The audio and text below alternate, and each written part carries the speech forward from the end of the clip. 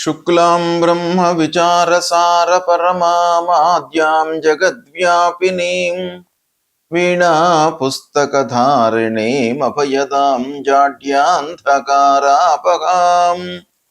హస్తే స్ఫాటికమాలికాం విదదతీం పద్మాసనే సంస్థితాం వందే తాం పరమేశ్వరీం భగవతీం బుద్ధిప్రదాం శారదాం. శ్రీ మహాగణాధిపతయే నమః. శ్రీ మహాసరస్వత్యై నమః. శ్రీ గురుభ్యో నమః. సెప్టెంబర్ 2026 సంవత్సరంలో గోచార ఫలితాలు ఎలా ఉన్నాయి అనే విషయాన్ని గనక మనం చూసినట్టయితే, ప్రథమంగా ఈ సెప్టెంబర్ మాసంలో గ్రహస్థితి ఎలా ఉంది? ఈ గ్రహస్థితి అనుకూలంగానే 12 రాసుల వారికి ఫలితాలు ఉంటాయి కనుక ఈ ముఖ్యమైనటువంటి 8 గ్రహాలు ఈ రాసులలో సంచరిస్తున్నాయి అనే విషయాన్ని మనం చూసినట్టయితే, సెప్టెంబర్ 17వ తారీఖు వరకు సూర్యుడు సింహరాశిలో సంచరిస్తున్నాడు. తదనంతరం కన్యారాశిలోకి ప్రవేశించి మాసం చివరి వరకు కూడాను కన్యారాశిలో సంచరిస్తున్నాడు. ఇక కుజుడు 18వ తారీఖు వరకు మిథున రాశిలో సంచరిస్తున్నాడు. తదనంతరం కర్కాటక రాశిలోకి ప్రవేశించి మాసాంతం కూడాను కర్కాటక రాశిలో ఉంటున్నాడు. ఇక బుధుడు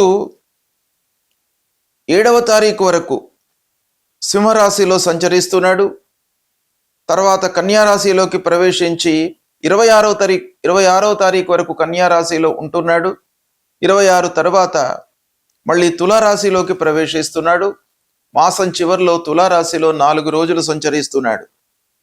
ఇక గురు భగవానుడు 2 జూన్ నుండి కర్కాటక రాశిలోకి ప్రవేశించాడు గనక ఈ సెప్టెంబర్ మాసం లోపల కూడాను కర్కాటక రాశిలో సంచరిస్తున్నాడు. శుక్రుడు 2 సెప్టెంబర్ నుండి తులారాశిలోకి ప్రవేశించి మాసం మొత్తం కూడాను తులారాశిలో సంచరిస్తున్నాడు. శనైశ్వరుడు మీనరాశిలో వక్రించి సంచరిస్తున్నాడు.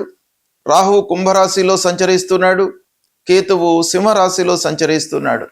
ఈ విధంగా సెప్టెంబర్ మాసంలో ఈ ముఖ్యమైనటువంటి గ్రహాలు ఈ రాశుల్లో సంచరిస్తున్నాయి. ఈ సంచారాన్ని దృష్టిలో పెట్టుకొని 12 రాశులలో జన్మించినటువంటి వారికి ఫలితాలు ఎలా ఉంటాయి అనే విషయాన్ని మనము తెలుసుకుందాం. కర్కాటక రాశి వారికి సెప్టెంబర్ మాసంలో ప్రత్యేకంగా పురుషులకు గోచార ఫలితాలు ఎలా ఉన్నాయో తెలుసుకుందాం. ఈ మాసంలో ముఖ్యమైనటువంటి గ్రహాలు సంచరిస్తున్నటువంటి స్థానాలను గనక ప్రథమంగా చూసినట్టయితే, సూర్యుడు 2, 3 స్థానాలలో సంచరిస్తున్నాడు. 2వ స్థానంలో 17వ తారీఖు వరకు ఉన్నాడు. అంటే 2వ స్థానం ప్రతికూలమైనటువంటి ఫలితాలను ఇస్తుంది. తదనంతరం 3వ స్థానంలోకి ప్రవేశిస్తున్నాడు. అనుకూలంగా ఉంటుంది. ఇక కుజుడు 12 జన్మస్థానాలలో ప్రతికూలంగా సంచరిస్తున్నాడు. బుధుడు 2, 3, 4 స్థానాలలో అనుకూలమైనటువంటి ఫలితాలను ఇవ్వబోతున్నాడు. గురువు జన్మస్థానంలో సంచారం ప్రతికూలం గోచార రీత్యా. అయితే ఉచ్చ స్థానంలో ఉన్నాడు గనక కొంత మీకు మంచి ఫలితాలను ఇచ్చేటువంటి అవకాశం కూడాను ఒక పక్కన కనబడుతుంది. ఇకపోతే శుక్రుడు 4వ స్థానంలో అనుకూలమైనటువంటి ఫలితాలను ఇస్తున్నాడు. శనైశ్వరుడు 9వ స్థానంలో వక్రించి సంచరిస్తున్నాడు, ప్రతికూలంగా ఉన్నాడు. రాహువు కేతువులు ప్రతికూలంగా ఉన్నారు, అష్టమ ద్వితీయ స్థానంలో సంచారం. ఈ విధంగా 8 గ్రహాల యొక్క సంచార స్థానాలు ఉన్నాయి. వీటి యొక్క ఫలితాలను గనక మనం చూసినట్టయితే, కర్కాటక రాశి వారికి 2, 3 స్థానాలలో సూర్యుడి యొక్క సంచారం ప్రథమంగా మనము విశ్లేషించినట్టయితే, 2వ స్థానం ప్రతికూలమైనటువంటి ఫలితాలను ఇస్తుంది. ఏ కార్నర్స్లో మనం జాగ్రత్తలు వహించాలి అనే విషయాన్ని గనక చూసినట్టయితే, రాబడి ఆదాయము పైన మనము మనసు నిలపాలి. అంటే డబ్బు వ్యవహారాలలో కొంత జాగ్రత్త అవసరము అనేటువంటి విషయం మనకి ఇక్కడ ప్రధానంగా గోచరిస్తుంది. ఇక మాట్లాడే విధానం లోపల కూడాను కొంత కట్టడి చేస్తూ అనవసరమైనటువంటి మాటలు దొరలకుండా ఉండడానికి ప్రయత్నాలు చేయాలి. 17వ తారీఖు తర్వాత 3వ స్థానంలోకి వస్తున్నాడు. మూడో స్థానం చాలా అనుకూలమైనటువంటి ఫలితాలను ఇస్తాడు. ఏ కార్నర్స్లో మనకు అనుకూలంగా ఉంటుంది అనంటే మీరు కొంత ధైర్యంతో ఆలోచించి స్టెప్స్ తీసుకున్నట్టయితే ఆ సూర్యుడి యొక్క అనుకూలత మీకు బాగా కలుగుతుంది. తద్వారా మీరు చేసేటువంటి ప్రయత్నాలకు సానుకూలత లభిస్తుంది. తద్వారా మీరు కార్య సాఫల్యాన్ని పొందేటువంటి అవకాశాలు ఉన్నాయి. ఇకపోతే కుజుడి యొక్క ప్రతికూలత కనబడుతుంది కనుక ఖర్చులపైన జాగ్రత్తగా ఉండాలి, నియంత్రణ లోపల ఉండాలి. ఖర్చులు మీకు ఫోర్స్డ్గా ముందుకు వచ్చే అవకాశాలు ఉన్నాయి కాబట్టి అయినంత మట్టుకు నియంత్రించుకోండి. ఉత్సాహంతో మీరు ముందుకు వెళ్ళడం మంచిదే అయినప్పటికీ అత్యుత్సాహం అనేటువంటిది పనికిరాదు. ఉత్సాహం కొంతవరకు మంచిదే, ధైర్యం కూడాను కొంతవరకు మంచిదే. ధైర్యే సాహసే లక్ష్మి కాబట్టి ధైర్యంతో మనం సాహసంతో మనం పనులు చేసినట్టయితే ఆ లక్ష్మీ అమ్మవారు మనను వరిస్తుంది అని శాస్త్రం చెప్తుంది. అయితే అందులోపల కూడాను కొంత విచక్షణను జోడించండి. అత్యుత్సాహము అతి సాహసము ప్రదర్శించకుండా ఉన్నట్టయితే మీకు సత్ఫలితాలు కలుగుతాయి. కోపాన్ని అదుపు లోపల పెట్టుకోండి. ఇకపోతే రావాల్సినటువంటి డబ్బు విషయం లోపల కొంత జాగ్రత్తలు తీసుకోండి, వస్తుంది. వ్యాపారం అనుకూలంగా ఉంటుంది, కొత్త ఒప్పందాలు చేసుకుంటారు, విజయవంతంగా ఉంటుంది. ఇంటి లోపల మనశ్శాంతి కొరకై అనవసరమైనటువంటి చర్చలకు దూరంగా ఉండండి. వాహన యోగం కనబడుతుంది. గురువు ముఖ్యంగా జన్మస్థానం లోపల ఉచ్చస్థితుడై సంచరిస్తున్నాడు గనక గోచార రీత్యా మనకు ప్రతికూలమైనటువంటి ఫలితాలు ఉన్నాయి కనుక ఆరోగ్య విషయంలో కొంత జాగ్రత్తలు తీసుకోండి. అనవసరమైనటువంటి విషయాలను పదే పదే ఆలోచించడం మూలకంగా మీకు కొంత ఇబ్బందులు ఎదురయ్యే అవకాశం కనబడుతుంది. ఆత్మవిశ్వాసాన్ని మీరు పెంచుకోవడం చాలా ముఖ్యము. మీరు ఆత్మవిశ్వాసంతో ముందుకు వెళ్ళినట్టయితే గురువు యొక్క అనుగ్రహం మీకు కలుగుతుంది. ఇకపోతే భార్య పిల్లలతో సౌఖ్యంగా ఉంటారు. ఇంటికి కావలసినటువంటి ఉపకరణాలను వస్తువులను కొనేటువంటి అవకాశం కనబడుతుంది. మీరు కొన్ని ప్రయత్నాలు చేసినట్టయితే అదృష్టం మిమ్మల్ని వరిస్తుంది. ఇకపోతే ముఖ్యంగా అష్టమ స్థానంలో రాహువు యొక్క సంచారము ఆకస్మికమైనటువంటి ఇబ్బందులకు కారణము కనుక మీరు ప్రతి విషయాన్ని కూడాను కూలంకషంగా ఆలోచించి ఆ విషయం గురించి ఒక అవగాహనకు వచ్చిన తరువాత మాత్రమే దాన్ని ప్రారంభించండి. అనవసరమైనటువంటి ఆటంకాలు ఇబ్బందులు రాహు మూలకంగా కలిగే సూచనలు ఉన్నాయి గనక ప్రతి విషయం లోపల కూడాను అప్రమత్తతో ఉండడం మంచిది. అందరితో కూడాను ఆత్మీయులు బంధువులు అందరితో కూడాను కొంత జాగ్రత్తగా ఉండండి. ఇక ఉద్యోగస్తులకు కొత్త బాధ్యతలు ఆఫీసులో ఇచ్చేటువంటి అవకాశం కనబడుతుంది. వ్యాపారస్తులకు మట్టుకు వ్యాపారము బాగా కొనసాగుతుంది.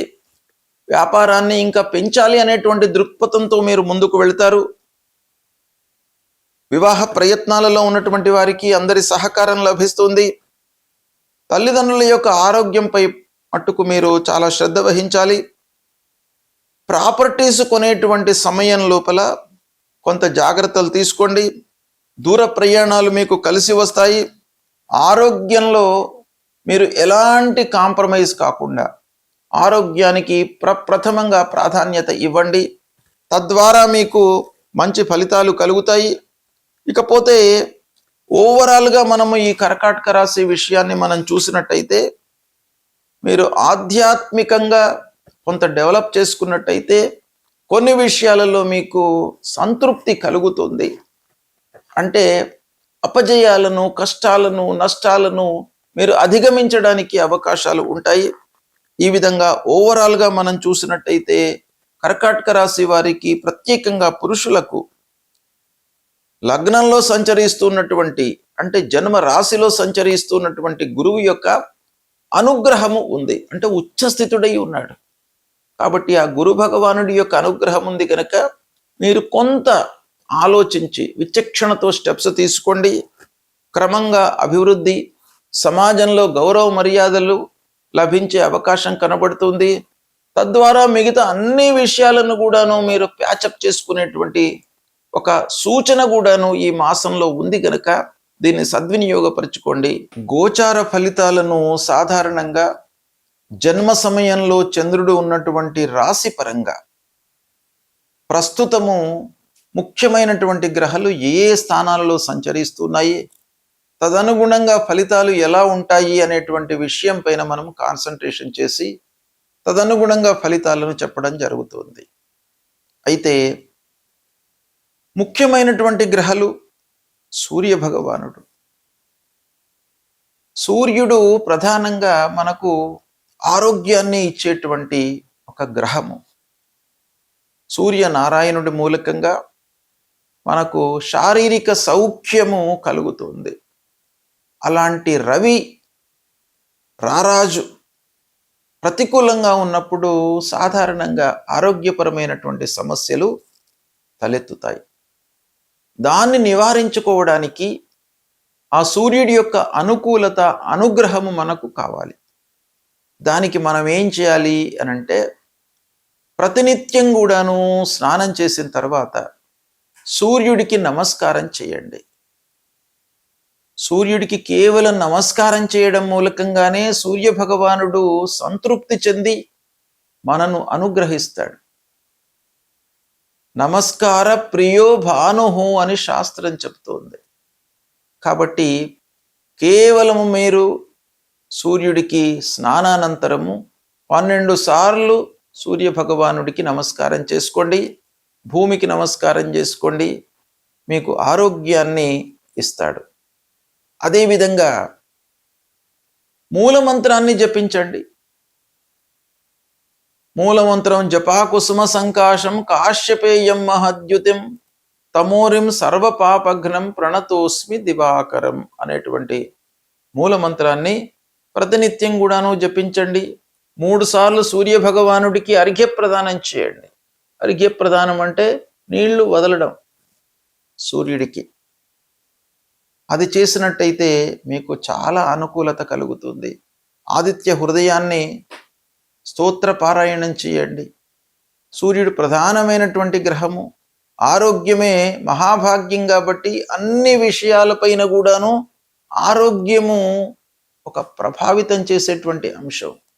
అన్నీ ఉన్నప్పటికీ ఆరోగ్యం మనకు సహకరించినట్టయితే వాటిని మనము అనుభవంలోకి తీసుకోలేము. డబ్బు ఉన్నప్పటికీ, చదువు ఉన్నప్పటికీ, హోదా ఉన్నప్పటికీ, ఎన్ని ఉన్నా కూడాను ఆరోగ్యం ప్రధానం గనక సూర్య భగవాను మీరు సంతృప్తి చేసుకోవడము, ఆ భగవంతుడి యొక్క అనుగ్రహం పొందడం చాలా అవసరం. అదేవిధంగా కుజుడి యొక్క ప్రభావం కూడాను బాగా ఉంటుంది జాతకులపైన. గోచార రీత్యా అర్ధాష్టమ స్థానము, అష్టమ స్థానము, ద్వాదశ స్థానము ఇలాంటి దుస్థానాలలో సంచరిస్తున్నటువంటి సమయంలో అనవసరమైనటువంటి కలహాలు, విద్వేషాలు, మధ్యవర్తిత్వం వహించడం మూలకంగా వచ్చేటువంటి ఇబ్బందులు, కోర్టు వ్యవహారాలు ఇవన్నీ కూడాను కుజుడి మూలకంగా తలెత్తేటువంటి సూచనలు బాగా ఉంటాయి. కాబట్టి కుజుడిని మీరు అనుగ్రహము చేసుకోవాలి. ఆ కుజ భగవానుని యొక్క అనుగ్రహం మీకు కావాలి అనంటే సుబ్రహ్మణ్య స్వామిని కొలవండి.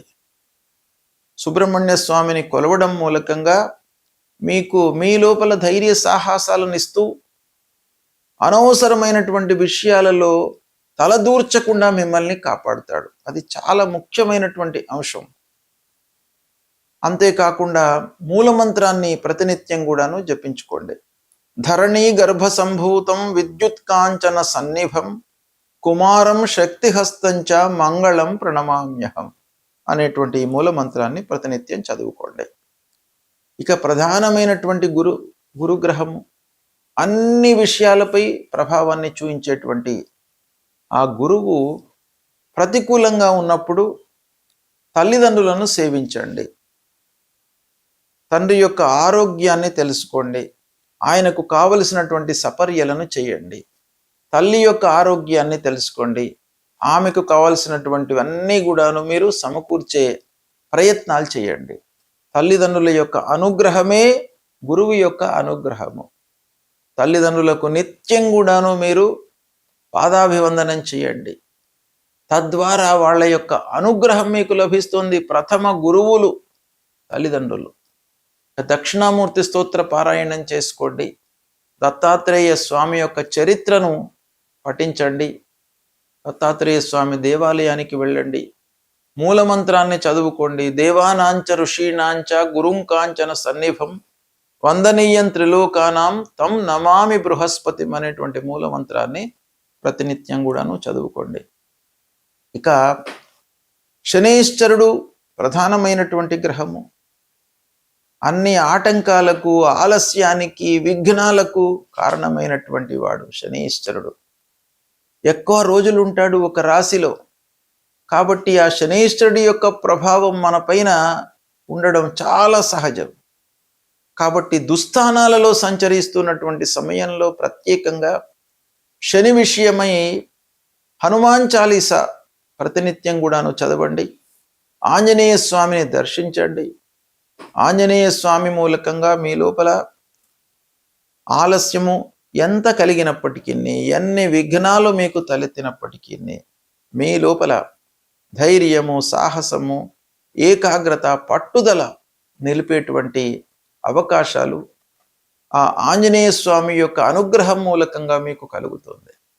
కాబట్టి ప్రతినిత్యం కూడాను ఆంజనేయ స్వామిని దర్శించుకోండి, అమ్మవారిని దర్శించుకోండి, గణపతిని స్మరించండి. ఇవి చేసినట్టయితే మీకు గ్రహాల మూలకంగా ఉద్భవించేటువంటి దుష్ఫలితాలు అన్నీ కూడాను దూరమవుతాయి. భగవంతుడి యొక్క అనుగ్రహము, తల్లిదండ్రుల యొక్క అనుగ్రహం మూలకంగా మీకు మంచి ఫలితాలు ఉంటాయి. ఇవి ఆచరించండి. శుభం.